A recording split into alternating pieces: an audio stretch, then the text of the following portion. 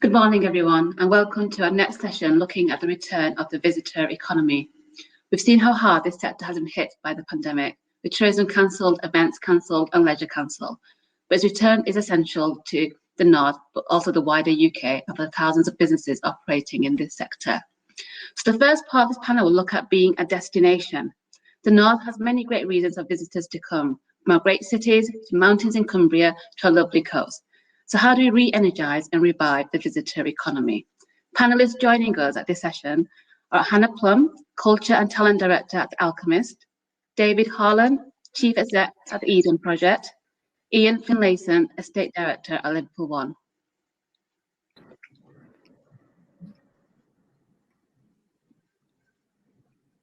We're just waiting for David Harland to join us.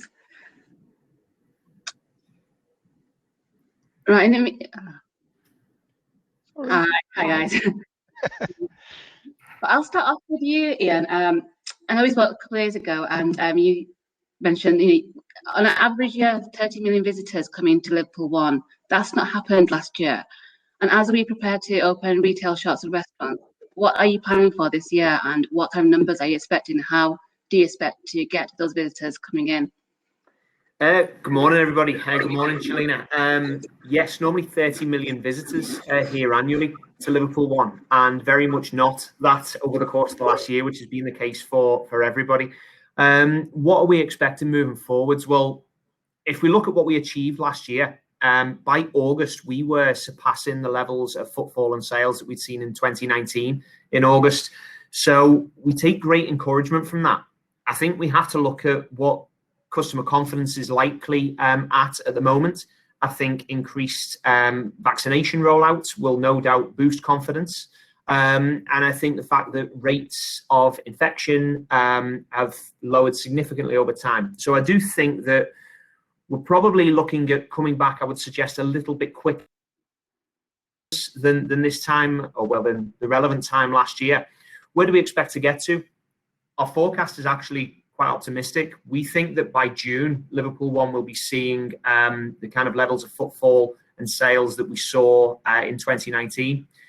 So with that in mind, in comparison to the 30 million number, we do think that over the course of a rolling 12 months, if you like, we could get to 25, 26 million. So it's a positive outlook from us. It is, and we've put in a lot of work during these lockdowns as well to actually to back ourselves, because we're in this for the long term. So we have to open if it is safe to do so at the right time. We're led by the data, not by a date, as the Prime Minister stated. So we'll be ready, and I think the customers are keen for it.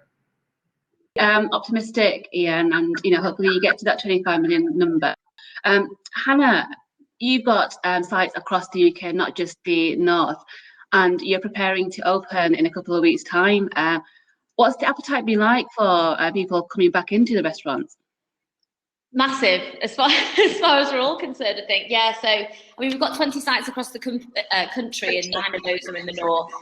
The majority of those northern venues have been closed since October due to the tier system. We for the sort of the last period, we ended up in the south. So really looking forward to bringing everyone back. I think it's going to be really busy everywhere, and I think what we've got to do is make sure that our teams are confident and in those procedures are confident so that our guests do return. I think we're going to have sort of a split guest demographic, really. You're going to have those that have missed those celebrations and they're going to really want to go out and they've got the appetite to go. I think we're also going to have people that are nervous, and it's going to be, instead of having sort of 5-6 nights out a month, it's going to be that one that's fully planned. And I think those are the people who need to make sure that are felt safe and everything's perfect, and they're going to want to come back.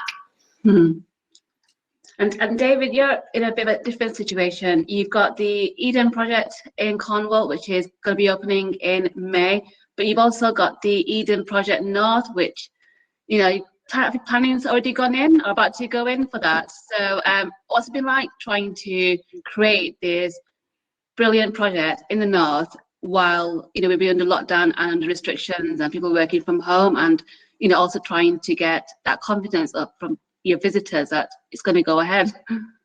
Yeah, well, look, it was a challenge that we weren't necessarily expecting, and of course, it's been tricky to not be able to go and see some of the community, particularly. But we've managed to get around that with various Zoom calls. It's not quite the same, is it? But we've all made do.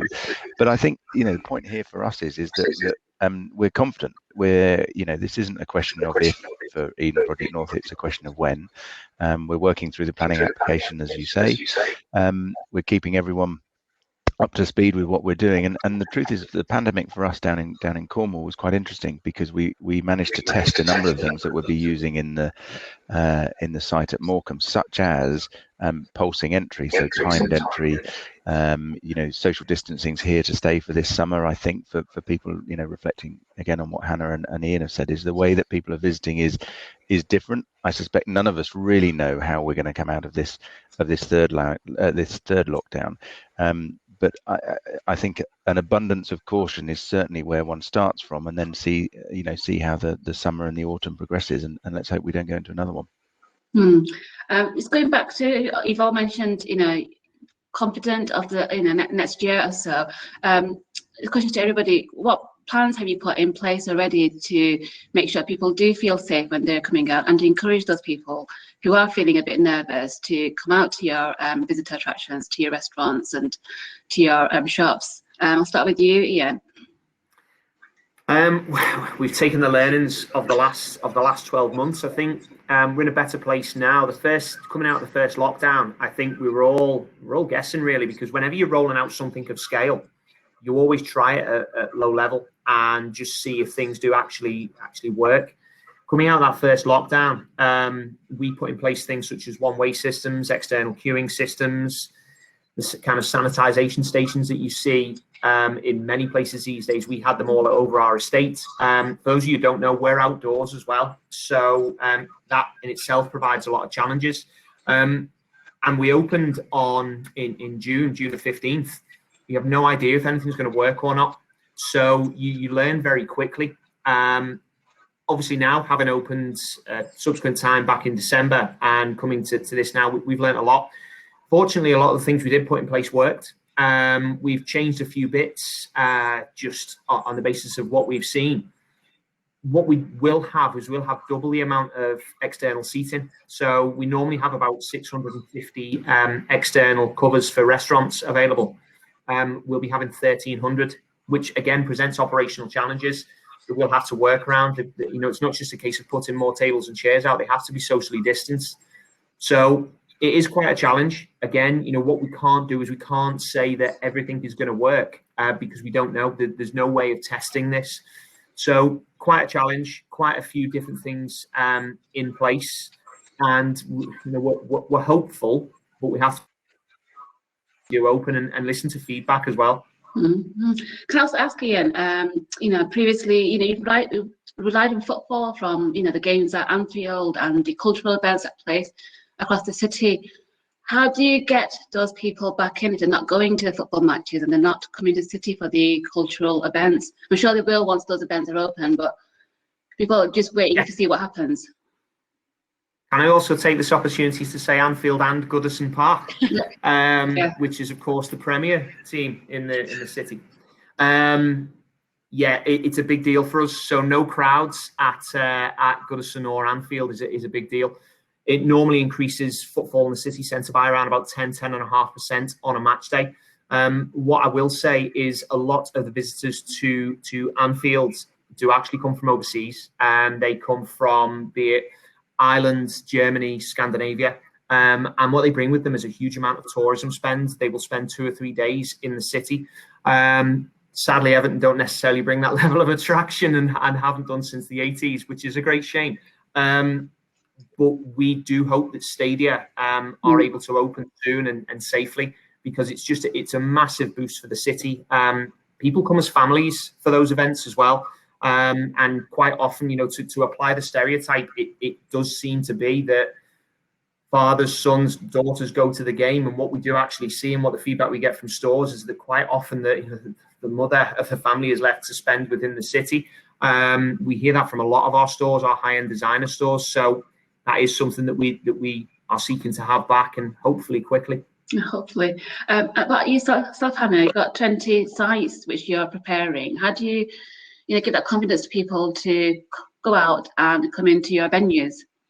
So, sort of to echo what Iain said earlier, the lessons that we learned in the last year, when we opened in July after the first lockdown, we sort of had a blanket procedure for every venue across the country, and we quite quickly learned that it needed to be individualised per venue, per city.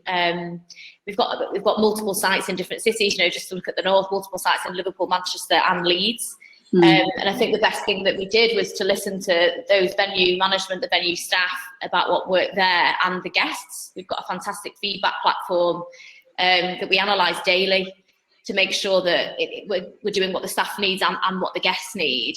And I think the confidence for people to return comes from everything being subconscious in our venues for our staff. And so for me and for us, it's ensuring that the teams are comfortable, and the teams know what they're doing, and they're trained correctly, and they understand why we have procedures in place, and that everything's just then slick. And it is, if our teams feel safe and everything is just normal, it normalizes it for everyone else, and I think that's what's gonna make people want to return in the future. Really. I know you mentioned earlier there's no reservations. You just expecting people to turn up. No. So we take reservations. It's the outside areas. We're not taking reservations. Right. Just be easier not to. You find, the weather changes. We're in the north. Yeah. So we don't want to. So we're just going to take. I think probably from what I'm seeing, whoever can't get in anywhere else is going to be us. So it's brilliant. But yeah, as soon as we reopen, we've got thousands of reservations in from when we reopened in May. So that is fantastic, and that's really positive. But the outside area situation, I was saying earlier, so you need a lot of umbrellas. yeah, great tactic. David, you've already spoken about the sort of facilities you're going to have put in place for when visitors come back. How do you expect the sort of visitor interaction to be different from pre-COVID? And are you relying a lot more on tourism from within the country? Yeah, I mean, look, staycation is here to stay this year, and arguably some people are saying perhaps next year as well. I mean, for myself, we have sites all over the world that we're working on that we haven't visited for a year, but I have zero desire to get on a plane right now, I have to say, as I look ahead, and I think many people feel the same. So this staycation trend is important. I think the key thing for the industry, though, no matter whether it's Lancashire or Cumbria or Cornwall, is that it's going to be busy, and we have to offer people a quality of experience. And I think there was a degree of leeway last year that people gave as we sort of all found our way, and I think there will be again. And the other panelists have reflected that. But if we get the quality right, then people will remember, actually, despite the weather, Britain's an amazing country to go and visit, and has got stunning places to see. And I think we need to ensure that continues on for a little bit longer, particularly with an eye on the green economy as well. And I think things like Eden Project North, and of course I would say this, wouldn't I? But they're great exemplars of things that you can do in this country, and they are a great exemplar of building back better, if you like, of creating the communities that actually need a bit of a helping hand. And crikey, they're going to need a helping hand coming out of this pandemic. Yeah. Have you found that working with other organisations as well has helped? There's a lot of collaboration going on. Oh gosh, yes. I mean, we're bowled over by the support that we've had. I mean, everybody seems to have a relative who lives or has been to Morecambe. By the way, I don't know what they've done to the rest of the country, but all over the world, people talk to us about Morecambe, and we feel a real pressure of delivering for the people of the Northwest as well. And if you like. Remembering that the future remains ours to make. I think that's the point here. We've all been locked down. We all feel a bit, don't we, at the moment? But we can come out of this, and I think we can enjoy, of course, the visitor economy. But we actually need to focus on local and regional activities and things within our countries. And remember, that first lockdown when you heard the birds singing. You're seeing spring outside the window here, springing into life, remembering that all of these things are happening all the time. The cycles of life are there. And And I think we mustn't lose that bit as well. And take the good if we can. And there isn't very much good, but take the good that's there out of this strange period. Yeah, absolutely. Iain, going back to sort of domestic tourism, will you be relying on that more so this year than ever before? Yeah, we will. We will. I mean, the tourism economy for the Liverpool City region is worth somewhere approaching £5 billion annually. And it is a mixture of domestic tourism and overseas. And yes, we don't necessarily expect the overseas tourism to be with us, as David said, for perhaps quite some time, but it does work both ways. If people can't come here, I'd say it's unlikely that we're going to be able to go abroad. So people will be seeking to spend time in the country for staycations. Rightly or wrongly, we saw quite a bit of this in December. Liverpool remained in tier 2 because the infection rates were lower than, well, pretty much all major cities across the country. What did actually happen as a result of that is people that were within travelling distance and perhaps actually beyond were coming here. Now, that was something that wasn't necessarily wanted at the time, in all honesty. But if we've learned anything from it, it does say that people do see the area as a destination, somewhere to go to. We've got a really rich cultural history in Liverpool, which I'm sure Claire McColgan will come on to talk to later on. And people do see it as somewhere where they can come, not just to spend a day, but you can spend, much longer here. We've got great access to coastal areas as well. And as David said, it's going to be different. It is going to be different. We have to look at the positives from it. Just because we can't do A, B, and C doesn't mean that we can't do more of X, Y, and Z. So I think there's huge opportunities with it. I do. Yeah, and Hannah, the Alchemist, it's been an expanding brand, and you've grown quite quickly over the last couple of years. Has the pandemic stopped you guys from expanding, or has that given you appetite to do more? Both.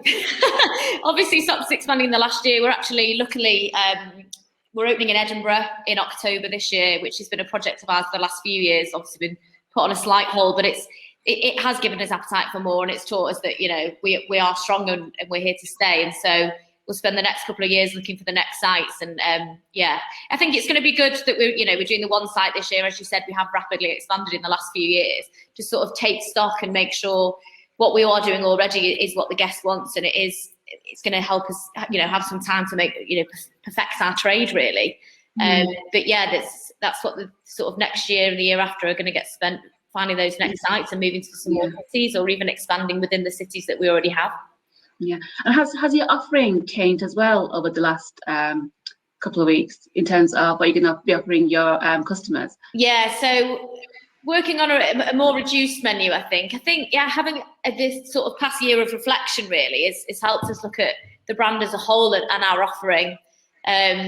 So, I mean, we never thought we'd be talking about menus over Zoom or Teams like we have for the last year. So we're looking forward to getting back and sort of developing together. But it's allowed us to develop both the food and drink offering and our service style. So it's good. We're opening up the same Alchemist that everyone will know, but it'll be slightly different. And we've really got loads of plans ahead to develop it. Yeah. It's been quite nice to have a year of reflection actually. And not, everything's so fast paced, and you tend to we're always rolling with what we've always done. But to have this year to sort of strip everything back and think about what we can do. And I think once the industry does reopen, there's going to be a whole host of new trends. We're all talking about spending a lot more time in England. And I think there's going to be sort of a rise of those British trends, which I think is fantastic. And it's going to allow us to harness those in each city that we are in. As much as we are a national brand and we have the same offering everywhere, we do really empower every venue in every city to get to know its city and work closely with, whether that be hotels and the theatres and as much as you'll go to an Alchemist, it's the same thing. Each city really is individual, so it's fantastic. Yeah, absolutely. And that goes back to the collaboration that we sort of spoke about earlier. Well, I think that's all we've got for this first panel. Thank you so much for your time. It's great to see that everybody's confident of the next couple of months, and hopefully the visitors will get out and get to your venues quite soon. Thank you very much. Thank you. So this takes us to the second part of this event, which will look at putting on a show. The North has been great at putting on big events for big crowds. But how will they be impacted by the pandemic, and how can the North bring them back? So the panelists for this second half of the event is Sasha Lord, Nighttime Economy Advisor for Greater Manchester and co-founder of the Warehouse Project and Park Life. Abigail Scott-Paul, Director of External Affairs at Leeds 2023. Claire McColgan, Director of Culture at Liverpool. And Sean Hines, Chief Exec of Manchester Central. Welcome, everybody. Hi. Hi. Right, great to see you guys. I want to start with Sean, Chief Exec of Manchester Central, which has been a hospital for the last couple of months, and it's going to be going through a decommissioning phase. You guys normally have a calendar full of events. It doesn't stop for you guys, from international conferences, awards, domestic events, etc. What happens next? How do you get those events back? Shelina, thank you. If only it was a month. So it was a year ago when we started the process of converting to a Nightingale, sort of exemplary really of the versatility of a space like Manchester Central, that one minute we could be hosting, trade fairs or Christmas parties, the next minute we can be a clinical facility as part of a national response to the pandemic. But you're right, the process of decommissioning the hospital is underway. That process is well in plan now. And we have June, middle of June. In fact, we're optimistic for the 21st. We should have the venue back in time for the 21st. And of course, we all throw away our masks and return to normal life with gay abandon, just like old times. But seriously, from there, one of the challenges in the events that we run is that the lead times are such that it takes a while to get some of these events planned and some of these events organized. So we don't expect to be straight back into events the moment that events are allowed to take place. We feel it's possibly going to be more like September, the autumn, by the time we start to see what you would consider to be traditional events back in the venue. That said, we are planning some activities through the summer, and that will be dependent upon what the regulations and the prevailing conditions allow, obviously, by the time we get there. Absolutely. And Sasha, you've got, you had to cancel Park Life last year. You've got it back on again for September this year, is that right? I have, Shelina. So this is coincidentally very, very good timing, and I'm desperately trying not to smile like a Cheshire cat. We went on sale this morning at 10 o'clock, and I watched your previous session talking about confidence and people coming back. And let's throw into the mix, my demographic is 18 to probably 27, 28-year-olds. But at 24 minutes past 10 this morning, that's within 24 minutes, we'd sold 112,587 tickets. Park Life is completely sold out. That's the biggest festival, biggest metropolitan festival in the whole of the UK. So in terms of confidence, that just shows you what the bounce back is going to be like. And that is in line with Creamfields, Leeds and Reading. That's amazing, Sasha. Were you expecting that? No, I'm trying to keep calm, to be honest. It's but I completely agree with Sean. It's September 10th is when things are going to really start to kick off, and that's when it's taking place, 11th and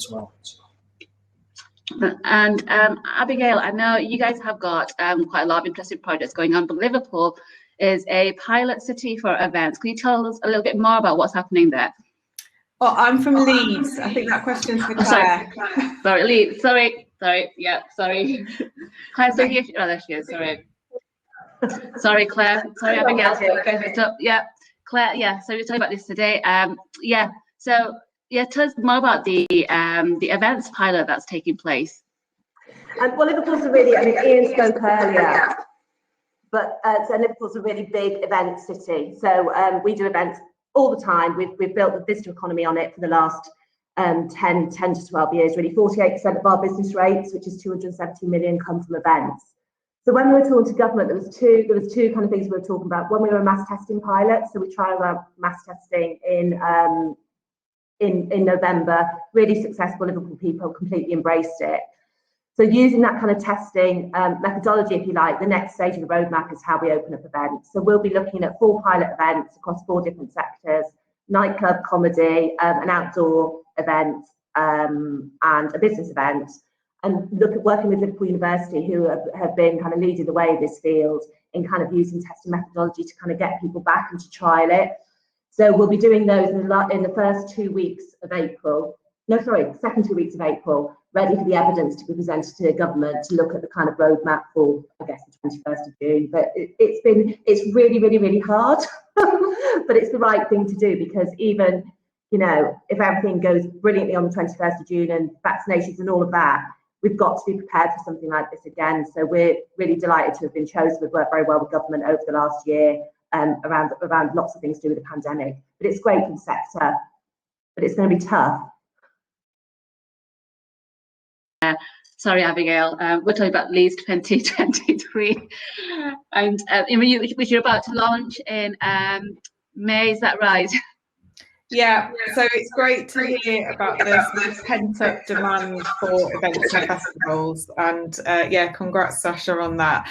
And we look very much to Liverpool's example of how the city is using culture and events to drive the recovery. So we are hoping to come back out in re-emerge, I suppose, in May in our new identity, and really I suppose demonstrate confidence that Leeds 2023 will happen, and that we've got a great proposition, and really start the journey of getting people involved in what Leeds 2023 will be. So yeah, look out in May for us coming out of the shadows and hopefully providing that bit of hope and optimism on the horizon, and obviously looking forward to working with colleagues right across the city, but also the wider West Yorkshire region, because we know the impact of these kind of year-long festivals of culture can have in terms of a kind of sustainable legacy. And you know, we know we've just done some independent research that demonstrates that we know we can deliver a kind of return of investment of 8 to 1 across West Yorkshire. So it's going to be a really important part of the city and region's recovery from COVID-19. Sounds like confidence is rising, especially amongst young people. Can I go back to Sasha? So great news on the tickets again, and you sort of said it's a younger demographic. Are you seeing appetite from the older demographic? Are you seeing that from your colleagues in other cities? And if it's different, how do you think that's going to change? A very good question, and there is an answer to that, and it's interesting. So when you look at Parklife, Leeds, Reading, Creamfields, we're all a similar age demographic. What we are seeing across the UK is tours that are going up. So tours that will cater for a younger audience, like Little Mix, things like that. There is a huge appetite and a massive spike for them. When you're looking at some of the tours that would appeal to an older audience, that the spike's not being reflected. So I think when we do come to open our doors to normality, we are going to see some slight hesitation. And we've spoken about this before, Shelina. You know, I think I am predicting that the larger the city centre, the harder it's going to recover. You know, I think people will have a slight reluctance to begin with, and only to begin with, to get public transport, the thought of queuing up for taxis. I think when you look at Greater Manchester, for example, it's made up of 10 boroughs. And I think the other 9 boroughs, this could be a real time for them to shine. I think people instinctively, to begin with, and I'm not talking about the younger audience, but I think instinctively people will decide to stay more local. So those smaller, independent, family-run restaurants, pubs, it could be their moment in hospitality. Sean, we've spoken about the, you know, when you have had a full year of events, the impact it has on the wider economy is immense, and you know, we heavily rely on that, because the restaurants get full, the hotels get full. Do you feel we'll get to that stage at some point? And what are you putting in place to attract those sort of events to come to Manchester Central and then have that impact on the wider region? Yeah, there's a direct correlation between the activity that takes place inside our venue and the activity around the city, and the two are complementary, actually. You know, people will choose Manchester and any city centre because there's a vibrancy and an opportunity to experience what's going on in that city when they come to that event, you know, for that purpose of work or business reason. And equally, when certain large shows come into a city, it can dominate, you know, the spaces around. We have a few events where you know, every restaurant, every bar is just populated with people wearing the lanyards. Every restaurant table is taken. Most of the hotels are booked. So there's a real complementary relationship between the activity that takes place within a venue and also within the city as well. And you know, we very much pitch the Manchester, the whole Manchester offer when we're bidding to attract events from other major cities. I mean, funnily enough, we had some good news just this morning. We look like we've secured an event to come to us in 22, where Manchester beat Milan. So you know, and I was quite pleased with that, because we are, particularly as an independent UK now, we are competing with a number of other global destinations. And therefore it's important that when people arrive into our area, that they have there's a value in actually making that journey and making that travel. And where we are in the north, you know, we're surrounded by, you know, incredible tourism attractions, you know, whether it's UNESCO World Heritage sites, whether it's, you know, globally renowned areas, be it the Lake District or parts of North Wales, for example. So there's lots to offer, and I think that that combination of, you know, traveling for business, traveling for events, but also taking in more of what that region has to offer will be an increasingly important feature. But we're working hard, you know, alongside all of the event organisers and other city venues to, you know, to get the events restarted. Luckily, we've got some very bold and bullish organisers that are making firm plans to have their live show reinstated, if not later this year, certainly next year. So our calendar and our optimism tells us that we will see that return.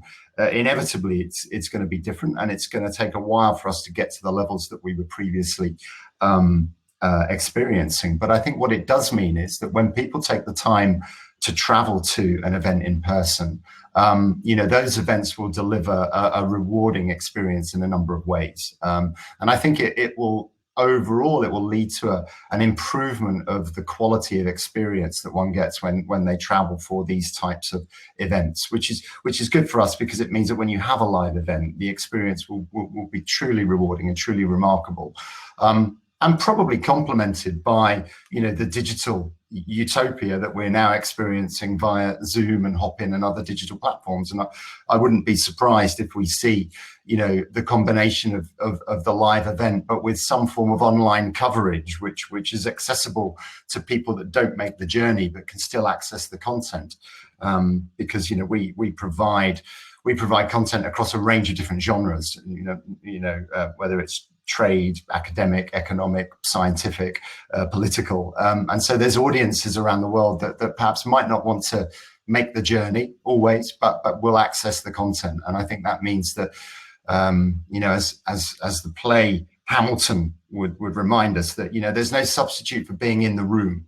And I think that is how live events will return in a real premium over being there live in the space. But also accessible to a wider audience online as well. Big future, doesn't it? The hybrid model, whether you're working from home or going to an event. Claire, let's come to you. Liverpool is a city of culture. We know that the art scene, the music scene, and you've already had a couple of events that you've launched recently. Does that give you confidence for the appetite for people to come back to Liverpool for the cultural aspect of it? And what plans do you guys have? Yeah. Well, we were able to open up before Christmas, so we had a chance to kind of the theatres opened, and they did very, very well before Christmas. But during this lockdown, what we've tried to do, I mean, what happened with us is everything went whoosh, literally was like party central from the time from when we went into tier 2. And what we've decided this time is we need to just take that dial up really slowly and really gently and really trial the way people move around the city centre. We've got to bring people back to the city centre because it's absolutely at the heart of the city region economy. It's not the same as Manchester, which has got lots of different kind of places. Liverpool city centre is the heart of it, and there are great districts and great kind of towns, but we've got to get the city centre up and running. So last time we did a very quick thing. We supported independent restaurants and bars to get tables and chairs. We shut 2 streets in the city and one in one of the suburbs. Really, really successful. Brought in 8 million to the economy. It made sure all those little bars and restaurants could open, because if you're a hospitality person and you're dealing with 4 staff, how on earth, you're not thinking about anything else apart from keeping your business going. So we kind of did that thinking for them.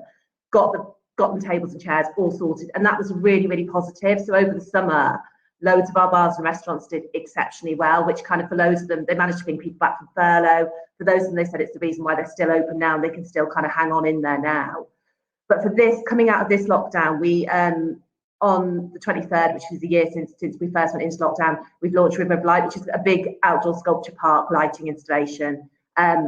And it's just about us turning that dial up really gently to get people back in. So to give people the confidence to come back in, to give them the confidence to walk around the streets that they've probably not seen for the last, for some of them, the last year, and just gently do it in an outdoor event that's pretty safe. There were lots of people last night, so we will be looking at that. It's the appetite for it is obviously still there. And then as we move from next week, where the stay at home kind of message lifts, we'll turn down up really gently again until we get to the 12th of April, because what we don't want is on the 12th of April, it just going absolutely ballistic. So we're trying to kind of find strategies to deal with that over the next month.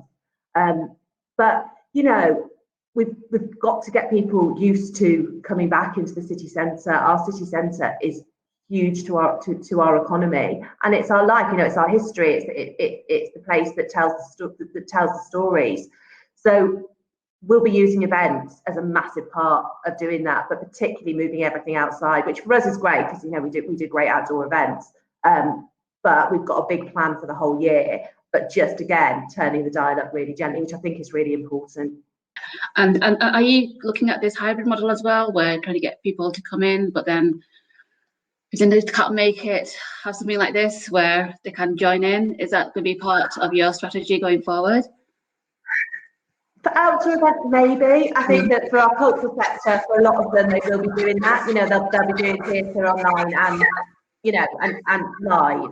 But for outdoor events, the whole point of being in it and in the moment of them. And yes, we can absolutely do digital, and we've been doing it all year, and we'll show great videos. But actually, for us, we've got to get not just confidence back in coming into the city, but our confidence back in each other as well. So for us, as a whole community kind of, a whole community thing about this city, people being able to hold each other's hand again, and all those beautiful things that you see in outdoor events. That's kind of what we've got to aim to get back to. And that's why the trial's really important, because the trial's important to see how far you can go in that and how far the infection, under complete medical supervision. But what does normal mean now? Because for me, going to an outdoor event isn't watching on a screen. And I think probably by the end of this year, the hybrid model will be fine. But God, we need to see people and stand next to them. We're humans. That's what we need to do. So we'll be working our events on that. But we've got a fantastic director of public health. The City of Liverpool works really well together in partnership with all the different agencies, and we'll just play it by ear as well a bit. It's interesting, isn't it? It's a whole different way of looking at events. You don't really want big audiences. You've never known that my whole life. Thanks, Claire. I just move on to Abigail. Leeds 2023. I know it's a couple years away, but planning for something that's 2 years away while in lockdown, it's been challenging, hasn't it? Yeah, so we've had to set up our whole new organisation and do all those building blocks things that you do in terms of kind of creating the foundations and also recruit people all in lockdown. So it's not been ideal, but we've all adapted to this new way of working. And I think with the luxury, I mean, 2023 suddenly feels quite close now, but with the luxury of a couple of years, we can do that testing and pilot work, as some of the panelists have talked about, and also think about what are the stepping stones we need to put in place now that will get us to 23. And we've got great opportunities with the Rugby League World Cup coming to the city. You know, we're hosting some of the teams, and we're hoping to design some cultural events around that. We've got the Commonwealth Games next year, and it was great to see one of the teams in Leeds was successful as part of the UK Festival 22 programme. So there are major events kind of coming before 23, so it's very much how, you know, what can we learn from them, how can we and also do that audience, you know, kind of deep audience development work that we want to do to really understand the impact of COVID on audiences' behaviours in the city. And while the city centre is really important for us as well, we know that for many people outside the city centre, there are real barriers in terms of accessing events. So we want to kind of make sure we're working in the heart of communities right across the 33 wards of Leeds, but also across the wider West Yorkshire region as well. And, you know, with Bradford bidding to be UK City of Culture in 25, working with the team there to help hopefully be a springboard for their success. So I think what this pandemic has probably done is it created much more a spirit of collaboration with different partners and with different sectors. And what we're seeing in Leeds is particularly the business sector are really hungry to get involved, and they're they're really happy to look above and beyond the immediate to think about the role they can play in the city's recovery as well. So I hope with Liverpool and Manchester there'll be some interesting creative projects that we can work with as well, because this is about really the story of the cultural profile of the whole of north of England, that if we collectively tell that story, we can hopefully create a really exciting future for the north. A lot of collaboration going on already then, Abigail. Yeah, absolutely. And we've got the thing that is so unique, one of the things that's so unique about the region is that we've got councils that really do see the value of culture in terms of placemaking. And we've got the West Yorkshire mayoral elections that are happening on the 6th of May, so there's a real opportunity there to make sure that the new mayor sees and understands the way culture and creativity can sort of speak to some of those devolved policy areas in terms of, you know, skills and education, entrepreneurialism, and also the role we can play in the climate crisis as well. Thank you. Sasha, can I go back to you? So you're going to have over 100,000 people coming to Park Life, and yeah. How do you make that experience feel safe when you've got such a big crowd of young people in one area? What are the plans put in place for that? Well, so we've been working continuously behind the scenes with DCMS, with Public Health England, on how we actually do that. And, you know, all eyes on Claire, I'm afraid, all eyes on Liverpool, you know, and yeah, don't hide, I'm watching. You know, there are test events taking place across the country during April. One thing we do in hospitality, you know, Sean is excellent at it, is we create safe, secure environments. That is what we do.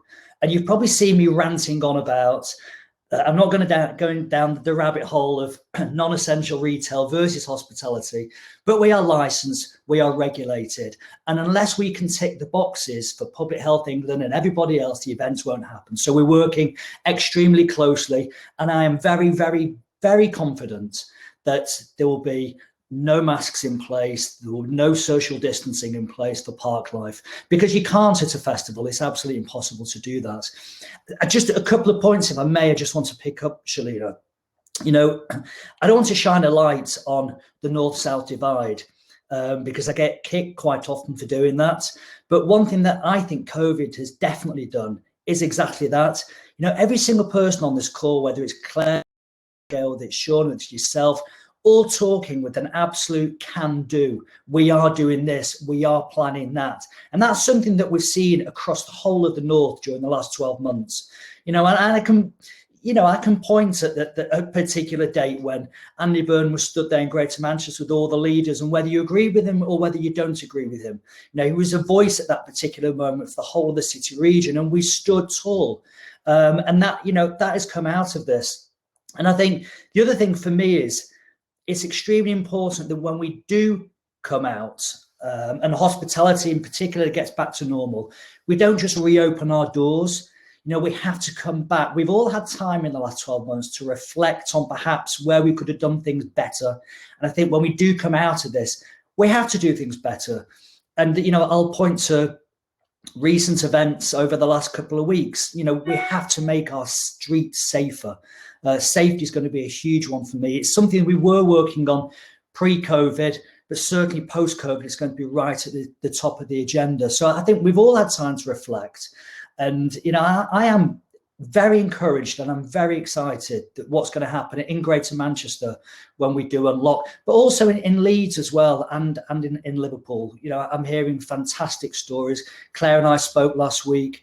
I'm speaking to colleagues over in Leeds, and everything feels so very, very positive. It really does. And, hats off to the volunteers and the NHS and everybody who's pushed this vaccination through. For once, we can boast we've got something world leading. For once, it's not the app, that's for sure. So, we're there, and it's because of those people that we are having these positive conversations, and we're months ahead of the rest of Europe. Yeah, I was really, it's great to hear that everybody's really confident about the future and the sort of we can attitude.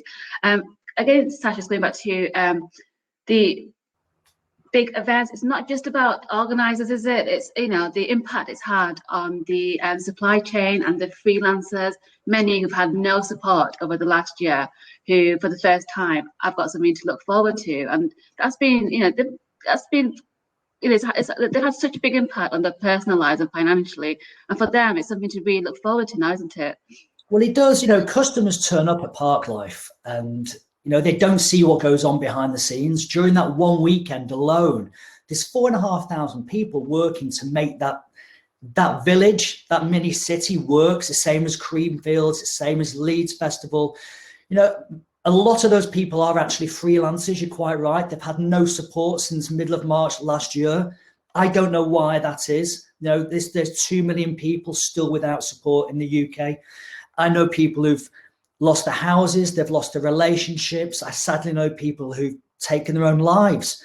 It's heartbreaking. And when those people see us talking positively about events coming back, it's giving them a little bit of hope. We need to carry on doing this. But you're right, the whole supply chain, the guy that gives me trackway, the fences, the staging, the sound, the lights, there's been no need for any of that for 12 months. So it's encouraging for everybody to hear that. And yeah, we just need to look forward to festivals coming back and the whole of hospitality and business in general. Sure. Sean, I'm just going to go back to you again.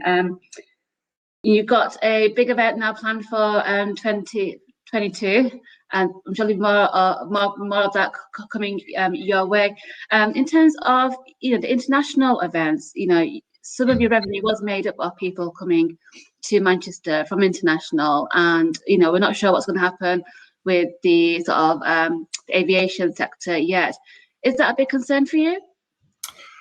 Well, it is, because I think the international stage that we compete on is an important one for us. And as I said earlier on, Manchester can quite comfortably compete with other cities. And pre-COVID, we were quite optimistic about our ability to do that. Again, everything pre-COVID, but our airport links were almost second to none. We had more connections and more frequency to many destinations than you would even find at Heathrow. So there was we had no challenges there. Our connectivity as a region, actually, despite some of the problems we've had with our localized rail system, actually the general connectivity around our region and into our region directly is really good. So the international market's important to us. It's important that Manchester can compete on that stage, and so we are as eager as anyone to see it back. But I think we're pragmatic as well. And therefore it is going to be at the latter part of the recovery before we start to see it. It could be 23, 24 before we start to see that level of confidence. And that's partly also because the booking profile of some of those internationally touring events, if you like, they get booked up many years in advance. And I think many of those organisers are looking at their domestic agenda ahead of actually going back overseas again, whilst we remain in the situation we're in. So our focus really is looking at the incredible opportunity around the resumption of UK British associations, companies, corporates, businesses that want to just start to reconvene in person. And I think we've got a fairly busy diary in prospect over the next 18 months or so once we do start to get back into business. And that, I feel, will then lead to the resumption of international activity once the international environment is conducive to that. And it's twofold, really. Obviously, it's clearly the health situation and making sure that we've got a globally delivered vaccination program that is equitable and conducive to what we're talking about.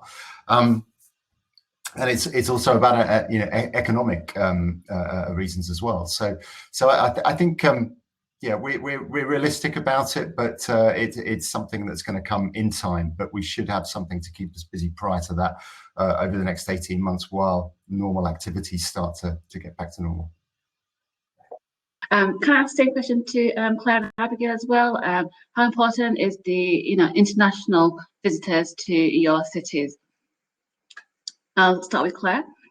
That's really, really important because Liverpool is a really big international city. I mean, Iain talked earlier about the football, which is a big deal for us. But so for that stopping, it's usually the arena and conference centre. But I just actually want to pick up on, there's a story that we don't particularly tell very well around the whole of the north. And I think if you kind of listen to kind of the conversation today about all the kind of assets that we have in this part of the world, there is something to be said for joining those up in some way, because when we're competing internationally, it's absolutely nothing. I mean, we're 35 minutes from Manchester on a really good day with no traffic. We're not having to drive actually into Manchester, but we know 35 minutes. And there's just so many kind of rich assets and rich stories to tell of our place in the world that, if we're not careful, we're in danger of competing kind of against each other around things when actually there might potentially be a much bigger picture to be told around our varying different personalities. And it's not losing yourself in that, because we all represent places that have got a real huge story to tell, but that could be so much bigger. I think what we don't do well as the North is actually really celebrate it and really talk about that in a way. And I think that's something when we're starting to think about opening up internationally, we all need to have a conversation around that, because there's more in it for all of us if we can get those visitors to stay 2-3 weeks and do a huge tour from both sides of the country and through. And I'm not kind of sure where that sits in the whole northern agenda, but we probably need to make that sit somewhere quite significant, I think. Abigail, do you want to? Yeah, I totally agree. I mean, while the focus of Leeds 2023 is, of course, on the city and the region, we're really ambitious about the impact that we hope to have in terms of bringing national and international audiences to the region. And I think, together we're stronger. So, it would be amazing to think about what that offer is, working with our colleagues right across the north of England. The city has very strong international links already, through its twinning programme and trade links as well. And of course, we're working with those partners and also the European Capitals of Culture in 2023. So there's some natural synergies there. But we also want to explore links with maybe new countries that don't have such strong established relationships already. So it's definitely part of kind of our role in trying to be a catalyst for that. But I agree, Claire. I think there's a great opportunity there to really sort of sell the North internationally in this new world that we're living in. Sure, we will as well. I'm afraid that's all we've got time for today. Thank you so much to you guys for your insights. Enjoy the rest of the conference, and thank you also to Manchester Central for sponsoring this session. Please don't go anywhere else, because we do have a couple of more sessions coming up. The next one after this is the FinTech Disruptors, and the one followed by that is Buy Local, the role of anchor institutions. Thank you.